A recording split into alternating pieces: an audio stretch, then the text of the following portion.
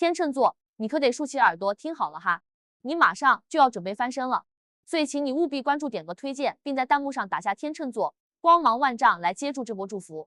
话不多说，我们进入今天的主题，天秤座感情突破指南。那我们来看一下这里的牌面，天秤座的这段感情本来是可以有个好结果的，两个人那叫一个情投意合，但是出现了圣杯3，这就意味着在快要圆满的时候，却经历了波折状态，矛盾那是严重影响了这段感情，尤其是对天秤座来说，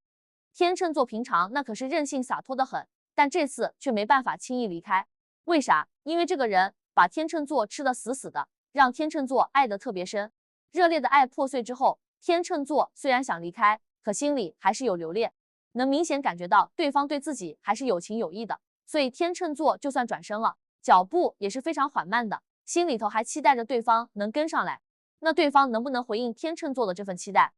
对方现在有点身不由己哦。星币10这张牌表明，可能有一方有家庭，或者和其他人绑在一起了，所以这段感情不太能见光。天秤座可能想过放手，但是真的很难做到。对方好像一直有意无意的吊着天秤座，每当天秤座准备全身而退的时候，对方又想把天秤座给拉回来。隐士牌出现了，这就说明对方做不到放下天秤座然后离开，只是这份爱藏得很深，比较内敛，表面上不主动去找天秤座，但内心其实一直暗戳戳的喜欢着。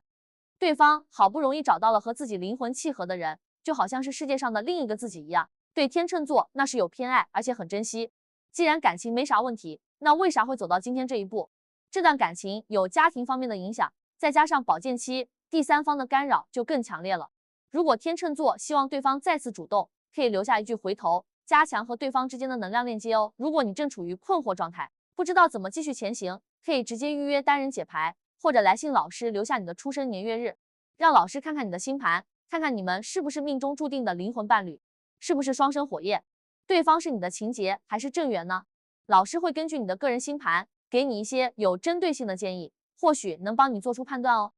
天秤座在这段感情当中陷入了内耗，觉得自己太投入了，所以做啥都不对。对方真的应该好好珍惜天秤座的这份真心。大部分时候，天秤座那可是情场高手，越是游刃有余的时候，感情投入就越少。但是在真正喜欢的人面前，就会慌乱的像个小孩一样。后面出现了权杖皇后逆位，能感觉到对方有很多的无奈和阻碍，不是不想解决问题，和天秤座共度未来，而是很多时候光想解决不了。皇后逆位的时候，对方逐渐就力不从心了，觉得自己能力有限，解决不了，就有些想放下，想放弃了，觉得既然得不到结果，还一团乱麻，那不如放手成全。但是天秤座会觉得不公平，自己毫无保留，对方却藏着掖着。虽然感情还没有变，但是天秤座觉得自己在苦苦支撑，想离开也是人之常情。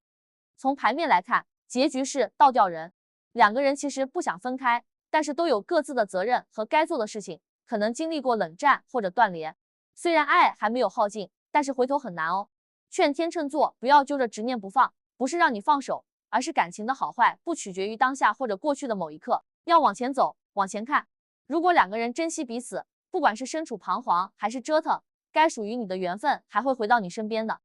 如果希望对方主动找你，可以进入粉丝群哦，老师会留下信息做双向调频，促进对方的主动性、喜爱度和思念值。想解决问题，了解把握机会以及该怎么做，可以进行个案分析，获得有效的帮助，让你们顺利幸福的在一起，避免重蹈覆辙。也可以确认一下会不会有更好的选择。